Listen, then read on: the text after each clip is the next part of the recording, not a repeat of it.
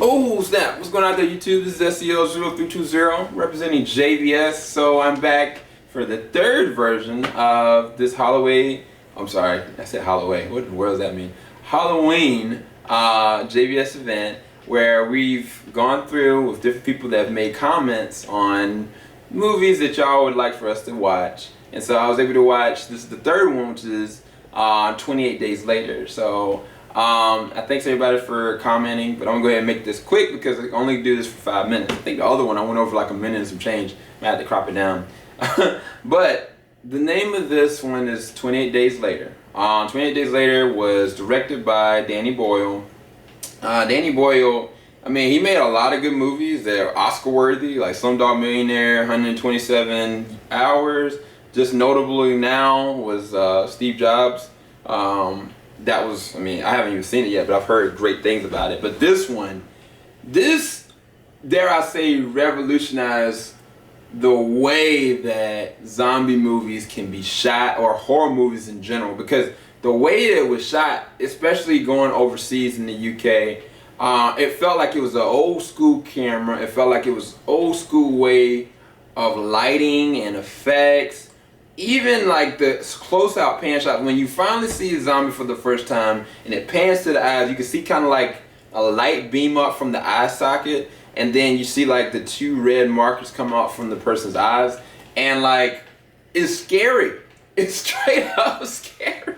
But I don't know what's more scary, like the zombies that will run at you. And I'm not talking about that World War Z crap.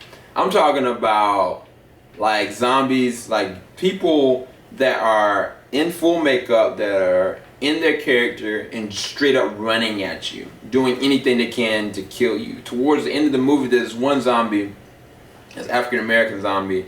He's been chained up for a while, and one of the guys was kind of like a dictator with the army group.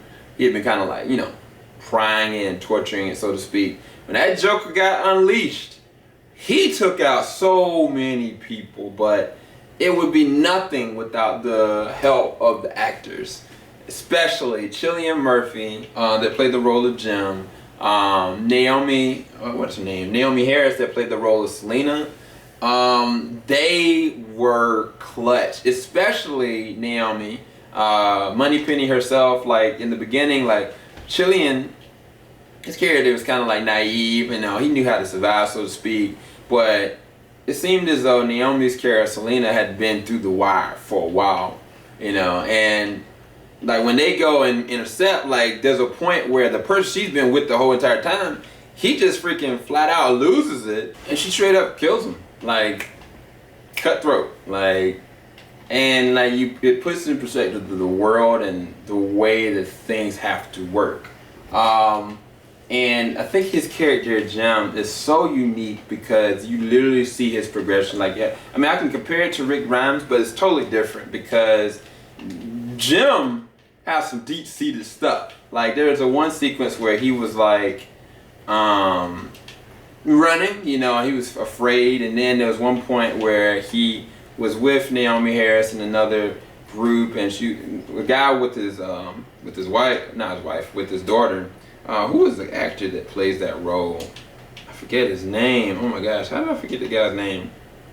It's Brendan Fleeson, that's his name, because he was in a lot of movies. Oh my gosh, Troy was the most notable one probably, but he plays the role of Frank. He's got a daughter, and there's a point where they're kind of sitting on the ground and they had taken some medication to go to sleep, and Jim just wakes up randomly, and he freaks out because he realizes he's been deserted, and like then he wakes up and he realizes he hasn't. But there's a lot of different moments, especially when he was going into like a service station. He went in knowing that something's gonna be there just to kill a kid zombie. And like I realized that, yeah, something's going on with Jim. Like he's got some stuff in him, But I had no idea how much so, because towards the end of the movie, like when his buttons really get pushed, where he had not only Selena, Frank's daughter, and just trying to survive with these, military soldiers that clearly were rapists and plunderers and just psychologically warped given the circumstances of their environment, whatever the excuse. Jim loses it. and like you find out this dude's a solid killer, bro. Like the sequences and the shots for him in the rain and the way that he gets away and the way that he sets them up, like it was just beautifully shot from start to finish. Every single shot was shot so well that you don't know, you could believe it's an older movie, but then towards the end you realize like, man, this is just cinematic marvel. Like it's just, this is so well done. But I enjoyed it. It's one of my favorite zombie movies, but it's one of my favorite scary movies as well. Probably my favorite, and y'all didn't put it up there, is probably The Descent. That's my favorite horror movie, to be quite honest with y'all. But hopefully you enjoyed this one. I give it a 10 out of 10. 28 Days Later, of course. Not too many people say anything about 28 Weeks Later, so I'm not going to do a review for that one, but I did enjoy that one in certain degrees, especially with Idris Elba in it. But either way, thanks for everybody for watching, and stay tuned for 2 more reviews, and I'm out. Peace.